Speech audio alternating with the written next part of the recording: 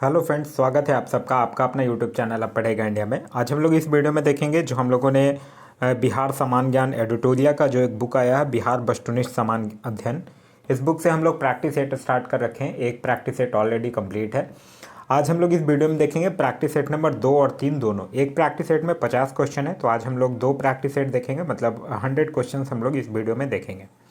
यह जो वीडियो है आपके आगामी एग्जाम जैसे कि बीपीएससी सिविल सर्विसेज, अभी रिसेंटली बिहार दरोगा की भी वैकेंसी आने वाली है, सिविल कोर्ट की वैकेंसी ऑलरेडी अनाउंस्ड हो चुकी है, बिहार सीजीएल की भी वैकेंसी ऑलरेडी अनाउंस्ड हो चुकी है। तो ये सारी अपकमिंग जितने भी एग्जाम्स हैं उसके लिए काफ़ी महत्वपूर्ण साबित होगा। इसका अगर आप लोगों को पीडीएफ चाहिए तो पीडीएफ के लिए वीडियो के दिए गए डिस्क्रिप्शन लिंक से जाकर आप व्हाट्सअप या फिर टेलीग्राम ग्रुप ज्वाइन कर सकते हैं, या फिर टेलीग्राम में जाकर सर्च कर सकते हैं अब पढ़ेगा इंडिया। वहाँ जो ग्रुप आएगा उसको ज्वाइन कर लीजिए, वहाँ इसका पीडीएफ जो है वो प्रोवाइड करवा दिया गया है। तो चलिए अब बढ़ते अपने क्वेश्चन की तरफ। आज का जो हमारा पहला क्वेश्चन है वो यह कह रहा है कि बक्सर युद्ध के पश्चात बंगाल, बिहार तथा उड़ीसा की दीवानी अधिकार ईस्ट इंडिया कंपनी को किस ने प्रदान किया था। तो किसने प्रदान किया था? शाह आलम द्वितीय ने। तो इस क्वेश्चन का सही आंसर होगा वो होगा ऑप्शन नंबर ए, शाह आलम द्वितीय ने। ध्यान रखिएगा, शाह आलम द्वितीय के शासनकाल में ही 1803 में अंग्रेज जो है वो दिल्ली पर कब्जा कर लिया था। नेक्स्ट है कि दानापुर छावनी के भारतीय सैनिकों ने कब विद्रोह किया था। तो यह किए थे 25 जुलाई 1857 को। तो इस क्वेश्चन का सही आंसर होगा वो होगा ऑप्शन नंबर बी, 25 जुलाई 1857 को। नेक्स्ट है कि बिहार के किस जेल के कैदियों ने विदेशी वस्त्रों के बहिष्कार के लिए नंगी हड़ताल किया था। तो नंगी हड़ताल किया था सारण जेल के कैदियों ने। तो इस क्वेश्चन का सही आंसर होगा वो होगा option number D, Saran. Next है कि बिहार के पहले भारतीय प्रधानमंत्री प्रांतीय सरकार का प्रधान कौन थे। तो वो थे मोहम्मद यूनिस। तो इस क्वेश्चन का सही आंसर होगा वो होगा option number B, Mohammad Younis. 1934 ईस्वी में पटना में स्थापित बिहार सोशलिस्ट पार्टी के अध्यक्ष कौन थे। तो बिहार सोशलिस्ट पार्टी जो 1934 में पटना में स्थापित हुई थी उसके अध्यक्ष थे आचार्य नरेंद्र देव। तो इस क्वेश्चन का सही आंसर होगा वो होगा ऑप्शन नंबर बी। नेक्स्ट है कि बिहार का पहला हिंदी समाचार पत्र जो 1874 ईस्वी में पटना से प्रकाशित हुआ था वो है बिहार बंधु। तो इस क्वेश्चन का सही आंसर होगा वो होगा ऑप्शन नंबर सी, बिहार बंधु। ध्यान रखिएगा, बिहार बंधु जो है वो 1872 में ही बिहार शरीफ से निकला था, लेकिन फिर 1874 में इसका जो छापखाना था वो पटना चला आया था। नेक्स्ट है कि 1857 की क्रांति के समय पटना का कमिश्नर कौन था। तो 1857 की क्रांति के समय पटना का कमिश्नर था विलियम टेलर। तो इस क्वेश्चन का सही आंसर होगा वो होगा option number A, William Taylor. Next है कि बिहार के किस स्थान से गांधी जी ने अपना प्रथम सत्याग्रह शुरू किया था। आप लोग पढ़े होंगे कि भारत में सत्याग्रह का पहला प्रयोग जो है वो 1917 ईस्वी में चंपारण बिहार से किया गया था। तो इस क्वेश्चन का सही आंसर होगा वो होगा ऑप्शन नंबर ए, चंपारण।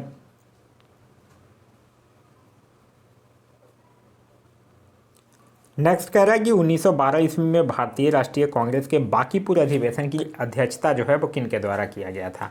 तो बांकीपुर अधिवेशन की अध्यक्षता जो है वो आर.एन. घोलकर के द्वारा किया गया है। तो इस क्वेश्चन का सही आंसर होगा वो होगा ऑप्शन नंबर ए। नेक्स्ट है कि बिहार प्रांतीय सम्मेलन का पहला अधिवेशन 1908 ईस्वी में कहाँ हुआ था। तो यह पटना में हुआ है। तो इस क्वेश्चन का सही आंसर होगा वो होगा ऑप्शन नंबर ए, पटना में। नेक्स्ट है कि बख्तियार खिलजी का आक्रमण जो है वो किस पाल वंशीय शासक के कार्यकाल में हुआ था। तो बख्तियार खिलजी का आक्रमण के समय जो पाल वंश का शासक था वो इंद्रधूमन पाल था। तो इस क्वेश्चन का सही आंसर होगा वो होगा ऑप्शन नंबर डी। नेक्स्ट है कि इल्तुतमिश ने किसे पराजित करके बिहार पर अधिकार किया था। तो इल्तुतमिश जो है वो हिसामुद्दीन एवाज को पराजित करके बिहार पर अधिकार किया था। तो इस क्वेश्चन का सही आंसर होगा वो होगा ऑप्शन नंबर ए, हिसामुद्दीन एवाज। नेक्स्ट है कि बिहार का अंतिम अफगान सुल्तान कौन था। तो बिहार का अंतिम अफगान सुल्तान जो था वो दाऊद खां करानी था। तो इस क्वेश्चन का सही आंसर होगा वो होगा ऑप्शन नंबर सी। नेक्स्ट है कि आईने अकबरी के अनुसार बिहार कितने सूबे या सरकार में विभक्त था। तो आईने अकबरी के अनुसार बिहार जो था वो 7 सूबे में विभक्त था। तो इस क्वेश्चन का सही आंसर होगा वो होगा ऑप्शन नंबर ए, 7। नेक्स्ट है कि बिहार विद्यापीठ का उद्घाटन कब हुआ था। तो बिहार विद्यापीठ का उद्घाटन जो है वो 6 फरवरी 1921 को। तो इस क्वेश्चन का सही आंसर होगा वो होगा ऑप्शन नंबर बी, 6 फरवरी 1921 को। नेक्स्ट है कि बिहार के विदेह राज्य में आर्यों के आगमन तथा निवास का साक्ष्य जो है वो किस ग्रंथ में मिलता है। तो यह जो है वो शतपथ ब्राह्मण में मिलता है। तो इस क्वेश्चन का सही आंसर होगा वो होगा ऑप्शन नंबर बी। नेक्स्ट है कि भारत के 16 महाजनपदों में से कितने महाजनपद जो है वो वर्तमान में बिहार में स्थित हैं? तो वो 3 हैं। वो 3 कौन कौन हैं? एक है अंग, दूसरा है मगध और तीसरा है बाजी। ये 3 जो महाजनपद हैं वो बिहार में स्थित हैं। तो इस क्वेश्चन का सही आंसर होगा वो होगा ऑप्शन नंबर ए 3। नेक्स्ट है कि मगध साम्राज्य का उत्कर्ष जो है वो किस शासक के समय में शुरू हुआ? तो यह मगध साम्राज्य का उदय जो है, उत्कर्ष जो है वो बिंबिसार के समय शुरू हुआ था। तो इस क्वेश्चन का सही आंसर होगा वो होगा ऑप्शन नंबर सी, बिंबिसार। ध्यान रखिएगा, बिंबिसार जो है वो मगध पर करीब 52 वर्षों तक शासन किया था और बिंबिसार जो है वो ब्रह्मदत्त को हराकर अंगराज को मगध में मिला लिया था। नेक्स्ट है कि मौर्यकाल के समय मुद्रा को किस नाम से जाना जाता है? तो मुद्रा को पन्य नाम से जाना जाता है। तो इस क्वेश्चन का सही आंसर होगा वो होगा ऑप्शन नंबर सी। मौर्यकाल की अगर बात करते हैं तो मौर्य वंश का जो संस्थापक था वो चंद्रगुप्त मौर्य था और अंतिम शासक जो था वो बृहदत्त था। नेक्स्ट है कि गार्गी संहिता में पाटलिपुत्र पर यवनों के आक्रमण का उल्लेख है। यह आक्रमण किसके शासनकाल में हुआ था? तो यह आक्रमण जो है वो पुष्यमित्र शुंग के शासनकाल में हुआ था। तो इस क्वेश्चन का सही आंसर होगा वो होगा option number B, Pushyamitra Shunga. याद रखिएगा, एक क्वेश्चन पूछा जाता है कि भरहुत स्तूप का निर्माण किसने करवाया था? तो भरहुत स्तूप का निर्माण जो है वो पुष्यमित्र शुंग के द्वारा ही करवाया गया था।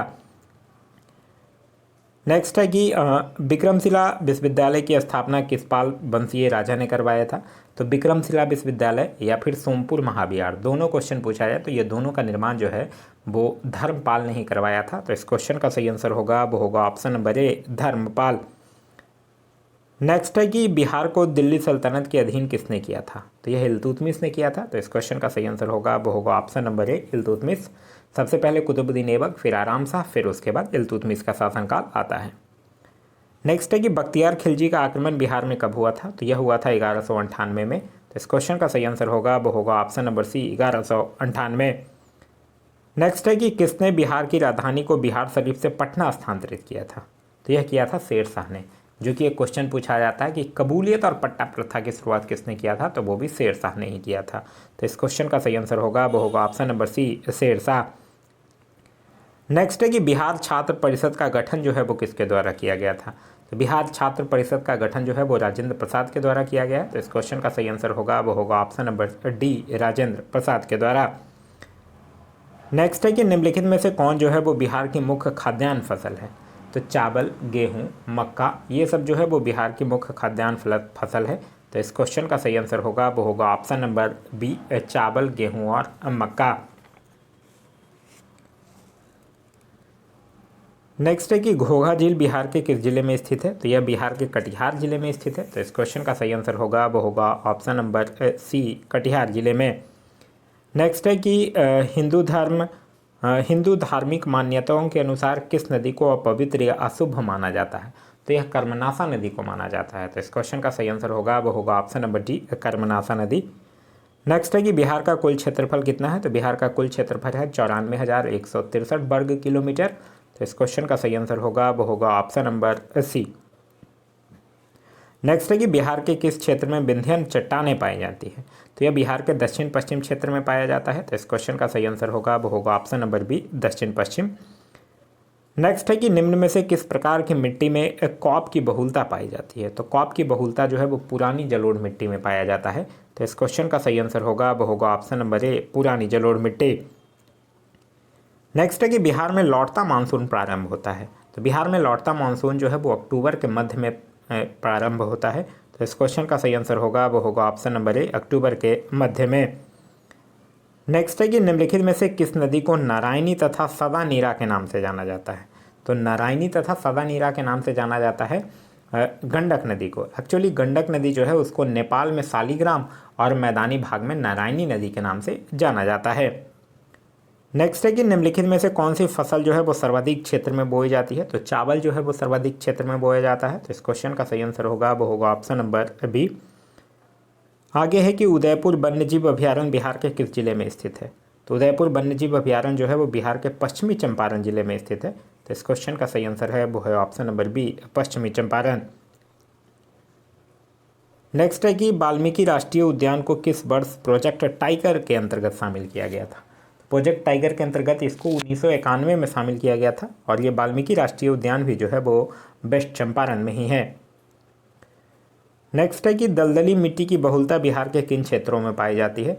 तो किशनगंज में पाया ही जाता है, सुपौल में पाया ही जाता है। यानी इस क्वेश्चन का आंसर जैसे ही एक से ज़्यादा हुआ मतलब उपयुक्त में से एक से अधिक, यानी ऑप्शन नंबर ई जो होगा वो आपका सही आंसर होगा। नेक्स्ट है कि त्रिवेणी नहर का निर्माण जो है वो किस वर्ष किया गया था। तो त्रिवेणी नहर का निर्माण जो है वो किया गया था कब, 1904 ईस्वी में। तो इस क्वेश्चन का सही आंसर होगा वो होगा ऑप्शन नंबर बी, 1904। देखिए बिहार के उत्तर पश्चिमी क्षेत्र के चंपारण जिले में सिंचाई करने के लिए यह नहर जो है वो बनाया गया था और यह नहर जो है वो गंडक नदी के बाएं तट से निकाली गई है। नेक्स्ट है कि बिहार के किस जिले में सर्वाधिक चूना पत्थर पाया जाता है। सर्वाधिक चूना पत्थर जो है वो रोहतास में पाया जाता है। तो इस क्वेश्चन का सही आंसर है वो है ऑप्शन नंबर ए, रोहतास। नेक्स्ट है कि 2011 के जनगणना के अनुसार बिहार का शिशु लिंगानुपात कितना है। तो बिहार का शिशु लिंगानुपात 2011 के सेंसस के अकॉर्डिंग कितना है, 935। तो इस क्वेश्चन का सही आंसर होगा वो होगा ऑप्शन नंबर सी, 935। नेक्स्ट है कि बिहार की औसत वर्षा है। तो बिहार की औसत वर्षा जो है वो 112 सेंटीमीटर। तो इस क्वेश्चन का सही आंसर होगा वो होगा ऑप्शन नंबर बी। नेक्स्ट है कि वर्तमान में बिहार में अनुमंडलों की कुल संख्या कितनी है। तो अनुमंडलों की कुल संख्या जो है वो है 101। तो इस क्वेश्चन का सही आंसर होगा वो होगा ऑप्शन नंबर सी, 101। नेक्स्ट है कि राज्य की कार्यपालिका की वास्तविक शक्ति किस में निहित होती है। तो राज्य की कार्यपालिका की वास्तविक शक्ति जो है वो मुख्यमंत्री में निहित होता है। तो इस क्वेश्चन का सही आंसर होगा वो होगा ऑप्शन नंबर ए, मुख्यमंत्री। ध्यान रखिएगा एक है अनुच्छेद 167, यही अनुच्छेद 167 जो है वो मुख्यमंत्री के कार्यों को परिभाषित करता है। नेक्स्ट है कि जहानाबाद से अलग करके बिहार के 38वें जिले के रूप में अरवल को कब स्थापित किया गया था। तो यह जहानाबाद से अलग हुआ है 2001 में। तो इस क्वेश्चन का सही आंसर होगा वो होगा ऑप्शन नंबर सी, 2001 में। नेक्स्ट है कि भारतीय संविधान के किस अनुच्छेद में पंचायतों के गठन की बात कही गई है। तो पंचायतों के गठन की बात जो है वो कहा गया है अनुच्छेद 243 के बी में। तो इस क्वेश्चन का सही आंसर होगा वो होगा ऑप्शन नंबर बी। और आप लोगों ने पढ़ा होगा कि 73वां संविधान संशोधन जो है वो पंचायती राज से संबंधित है। नेक्स्ट है कि किसी राज्य में महाधिवक्ता की नियुक्ति किसके द्वारा किया जाता है। तो महाधिवक्ता की नियुक्ति जो है वो राज्यपाल के द्वारा किया जाता है। तो इस क्वेश्चन का सही आंसर होगा वो होगा ऑप्शन नंबर बी, राज्यपाल। याद रखिएगा अनुच्छेद 165, अनुच्छेद 165 में ही राज्य के महाधिवक्ता की व्यवस्था की गई है और यह जो है वो राज्य का सर्वोच्च कानून अधिकारी होता है। नेक्स्ट है कि बिहार में जब पहली बार राष्ट्रपति शासन लागू किया गया उस समय बिहार के राज्यपाल कौन थे। तो देखिए पहली बार राष्ट्रपति शासन जो है वो 29 जून 1968 को लगा है बिहार में, ठीक है। और उस समय बिहार के मुख्यमंत्री की अगर बात कीजिएगा तो वो भोला पवन शास्त्री थे। लेकिन यहाँ क्वेश्चन राज्यपाल पूछ रहा है तो उस समय राज्यपाल जो थे वो नित्यानंद कानूनगो थे। तो इस क्वेश्चन का सही आंसर होगा वो होगा ऑप्शन नंबर सी, नित्यानंद कानूनगो। नेक्स्ट है कि बिहार का राजकीय पक्षी है। तो बिहार का राजकीय पक्षी जो है वो गौरैया है। और अगर यही आपसे पूछ दे कि बिहार का राजकीय चिन्ह क्या है तो 2 स्वास्तिक से घिरा हुआ बोधि वृक्ष जो है वो बिहार का राजकीय चिन्ह है। नेक्स्ट है कि ग्राम पंचायत का प्रधान होता है। ग्राम पंचायत का गठन आप लोग पढ़े होंगे अनुच्छेद 40 में और इसका प्रधान जो होता है वो मुखिया कहलाता है। तो इस क्वेश्चन का सही आंसर होगा वो होगा ऑप्शन नंबर ए, मुखिया। नेक्स्ट है कि किसी राज्य के राज्यपाल की नियुक्ति करने का अधिकार है। तो राज्यपाल की नियुक्ति जो है वो राष्ट्रपति के द्वारा 5 वर्षों की अवधि के लिए की जाती है, परंतु यह जो राज्यपाल होते हैं वो राष्ट्रपति के पश्चात प्रथम पद धारण करते हैं। तो इस क्वेश्चन का अच्छा राष्ट्रपति ऑप्शन में नहीं है यानी उपयुक्त में से कोई नहीं इसका आंसर हो जाएगा, यानी ऑप्शन नंबर ई जो होगा वो इसका सही आंसर होगा। तो यह कुछ था बिहार जीके के प्रैक्टिस सेट 2 के 1 से 50 तक के क्वेश्चन। अब हम लोग देखेंगे बिहार जीके के प्रैक्टिस सेट नंबर 3 के कुछ क्वेश्चंस को। कह रहा है झारखंड विभाजन से पूर्व बिहार में लोकसभा तथा राज्यसभा की सीटों की संख्या क्रमशः कितनी थी। झारखंड जब बटा है उससे पहले का पूछ रहा है, तो उससे पहले बिहार में लोकसभा सीट जो था वो 54 था और राज्यसभा सीट जो है वो 22 था। अब अगर बात करते हैं तो अब लोकसभा सीट जो है वो है 40 और राज्यसभा सीट जो है वो है 16। यहाँ पहले का पूछा है यानी आपका जो आंसर होगा वो होगा ऑप्शन नंबर सी। नेक्स्ट है कि बिहार में अब तक कुल कितनी बार राष्ट्रपति शासन लागू हुआ है। तो पहली बार कब हुआ है, पहली बार हुआ है 29 जून 1968 को, और अब तक 8 बार राष्ट्रपति शासन लागू हो चुका है। तो इस क्वेश्चन का सही आंसर होगा वो होगा ऑप्शन नंबर सी। नेक्स्ट है कि निम्नलिखित में से कौन जो है वो राज्यपाल को उसके पद से बर्खास्त कर सकता है। देखिए हम लोग अभी क्या पढ़े हैं कि राज्यपाल जो है वो राष्ट्रपति के प्रसाद प्रयत्न पद धारण करता है, लेकिन भारत के संविधान में राज्यपाल को उसके पद से हटाने हेतु किसी भी प्रक्रिया का उल्लेख जो है वो नहीं किया गया है। नेक्स्ट है कि राज्य मंत्री परिषद की बैठकों की अध्यक्षता निम्नलिखित में से कौन करता है। तो राज्य मंत्री परिषद की बैठकों की अध्यक्षता मुख्यमंत्री करते हैं। तो इस क्वेश्चन का सही आंसर होगा वो होगा ऑप्शन नंबर बी, मुख्यमंत्री।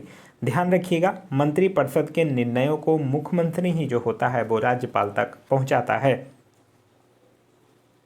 भारतीय संविधान के किस अनुच्छेद में महाधिवक्ता का वर्णन किया गया। अभी हम लोगों ने देखा था अनुच्छेद 165 में महाधिवक्ता का वर्णन किया गया था।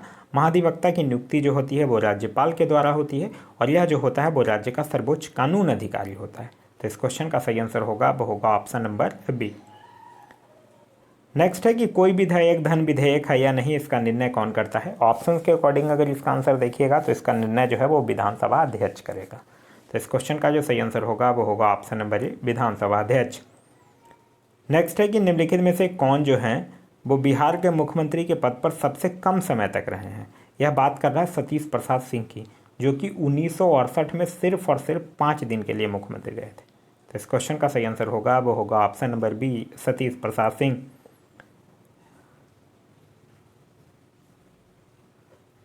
नेक्स्ट कह रहा है कि दिए गए विकल्पों में सबसे कम जिला वाला प्रमंडल कौन सा है। तो भागलपुर में कितना जिले हैं, भागलपुर में 2 ही जिला है, भागलपुर और बांका। दरभंगा में कितना है, 3 जिला है। पूर्णिया में कितना है, 4 जिला है। कोसी में कितना है, 3 जिला है। तो भागलपुर में 2 ही है, भागलपुर और बांका। तो इस क्वेश्चन का सही आंसर होगा वो होगा ऑप्शन नंबर ए, भागलपुर।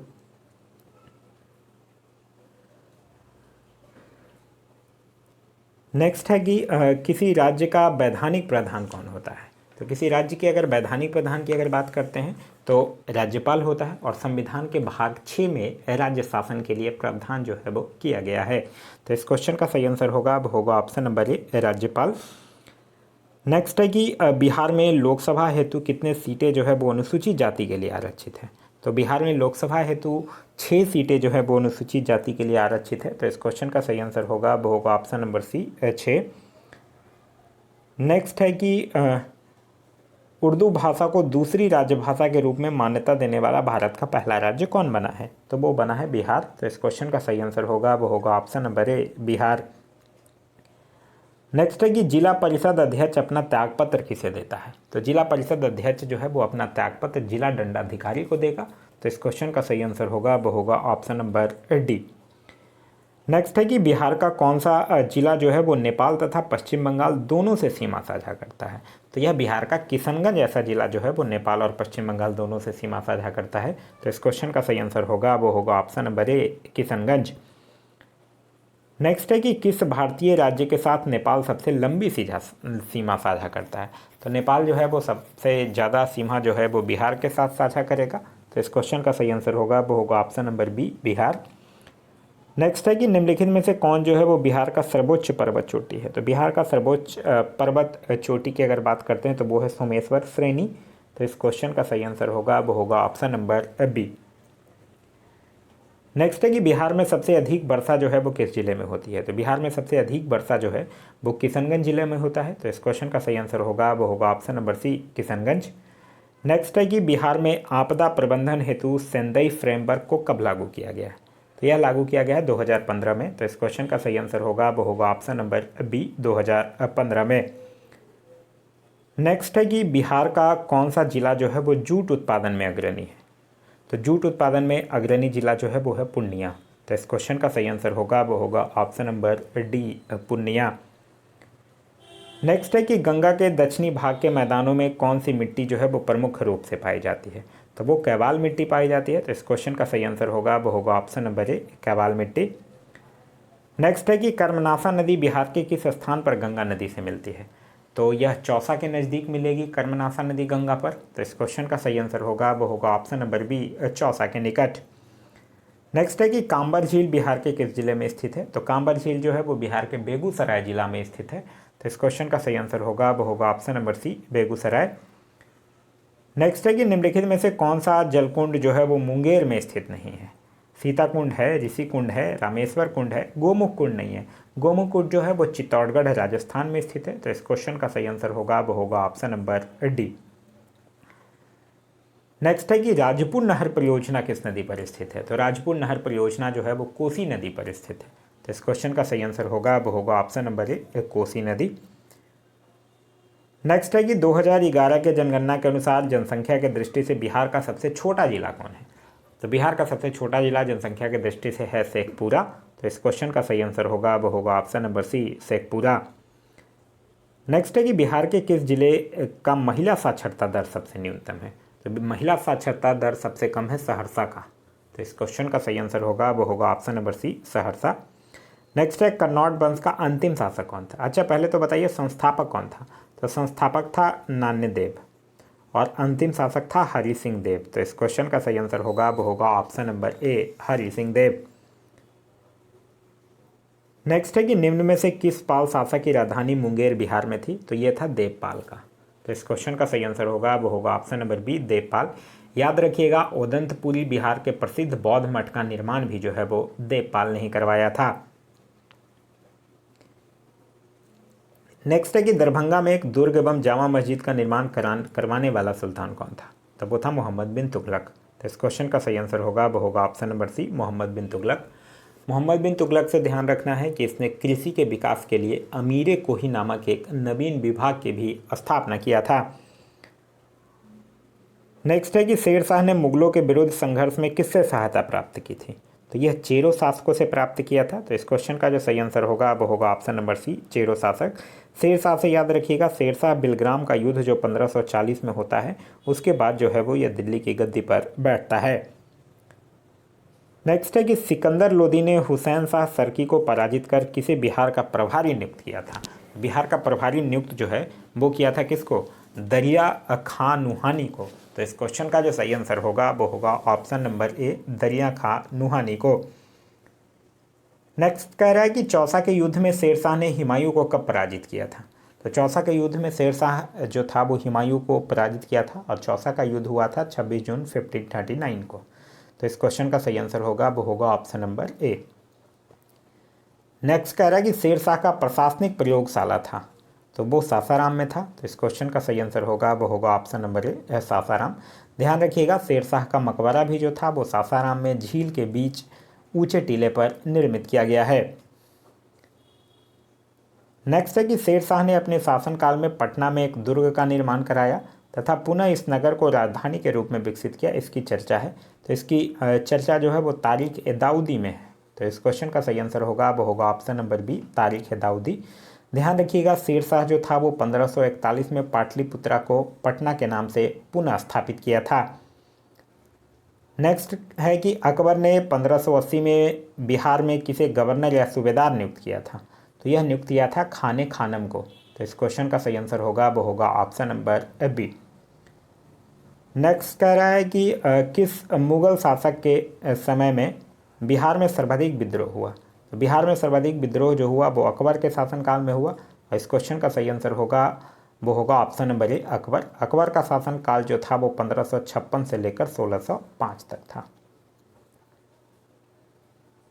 नेक्स्ट क्वेश्चन कह रहा है कि सिख धर्म के प्रवर्तक गुरु नानक देव ने निम्न में से बिहार के किस क्षेत्र का भ्रमण किया था?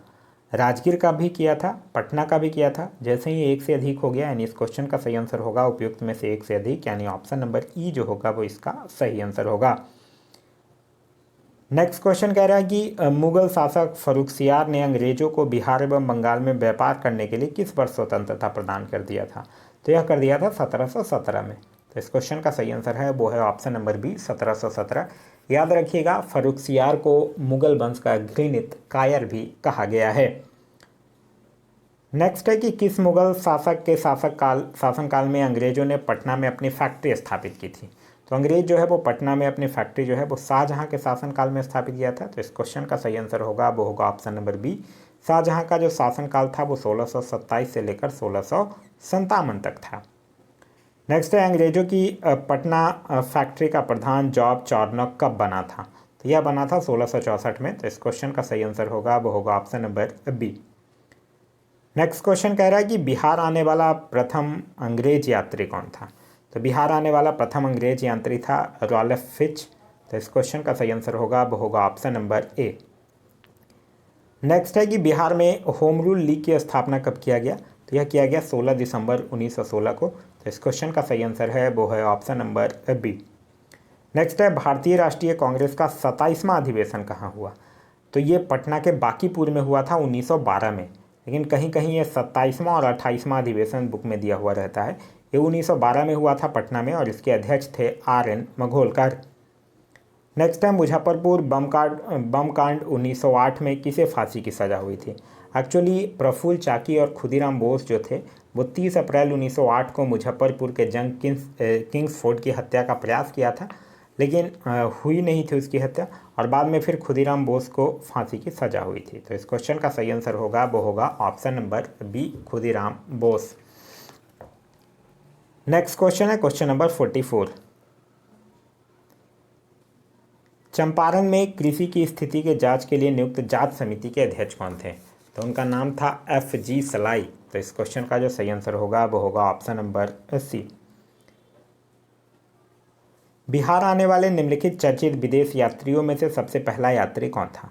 तो वो था मेगास्थनीज। तो इस क्वेश्चन का सही आंसर होगा वो होगा ऑप्शन नंबर ए मेगास्थनीज। मेगास्थनीज के द्वारा एक पुस्तक लिखी गई है जो अक्सर एग्जाम में पूछा जाता है। उस पुस्तक का नाम है इंडिका। मेगास्थनीज जो था वो सेल्यूकस निकेटर का राजदूत था जो कि चंद्रगुप्त के दरबार में रहता था। नेक्स्ट है कि 24वें तीर्थंकर महावीर का जन्म कहाँ हुआ था? तो इनका जन्म जो है वो कुंडग्राम वैशाली में 540 ईसा पूर्व और फिर इनकी मृत्यु जो है वो 72 वर्ष की आयु में 468 ईसा पूर्व में बिहार राज्य के पावापुरी में हुआ था। यहाँ आपसे जन्म पूछ रहा है तो आपका आंसर होगा option number A Kundagram Vaishali में। नेक्स्ट है कि अशोक के स्तंभ लेखों में निम्न में से कौन सा बिहार में स्थित नहीं है? तो टोपरा नहीं है बिहार में स्थित। आप लोग एक टोपरा से क्वेश्चन पूछा जाता है कि फिरोज शाह तुगलक जो था वो फिरोज शाह तुगलक के शासनकाल में टोपरा और मेरठ से अशोक के 2 स्तंभों को लाकर दिल्ली में स्थापित किया गया था, ध्यान रखिएगा। नेक्स्ट है कि कनिष्क ने पाटलिपुत्र के किस बौद्ध विद्वान को अपने दरबार में आश्रय दिया था? तो किसको दिया था? अश्वघोष को। तो इस क्वेश्चन का सही आंसर होगा वो होगा ऑप्शन नंबर बी अश्वघोष। कनिष्क की बात करते हैं तो ध्यान रखिएगा कनिष्क के शासनकाल में ही चतुर्थ बौद्ध संगति हुई थी कुंडलवन कश्मीर में। नेक्स्ट कह रहा है कि तृतीय बौद्ध संगति की अध्यक्षता किसने किया था? तो तृतीय बौद्ध संगति हुई थी पाटलिपुत्र में और अध्यक्षता किया गया था मोगलीपुत्र तीर्थ के द्वारा। पहले की अध्यक्षता किया गया था महाकश्यप के द्वारा, दूसरा सवाकामी, तीसरा मोगलीपुत्र तीर्थ और चौथा जो है वो वसुमित्र अश्वघोष के द्वारा किया गया था। नेक्स्ट है कि हर्यक वंश के पश्चात मगध पर किस वंश का उदय हुआ? तो ये हुआ शिशुनाग वंश का। तो इस क्वेश्चन का सही आंसर होगा वो होगा ऑप्शन नंबर ए शिशुनाग वंश। शिशुनाग वंश की राजधानी जो थी वो थी वैशाली और इसके संस्थापक के नाम था शिशुनाग। क्लियर है? तो यह था हमारा आज का वीडियो। आज का वीडियो आप लोगों को कैसा लगा कमेंट करके ज़रूर बताइएगा। साथ ही साथ इस वीडियो से कुछ सीखने के लिए मिला तो एक लाइक ज़रूर कर दीजिएगा।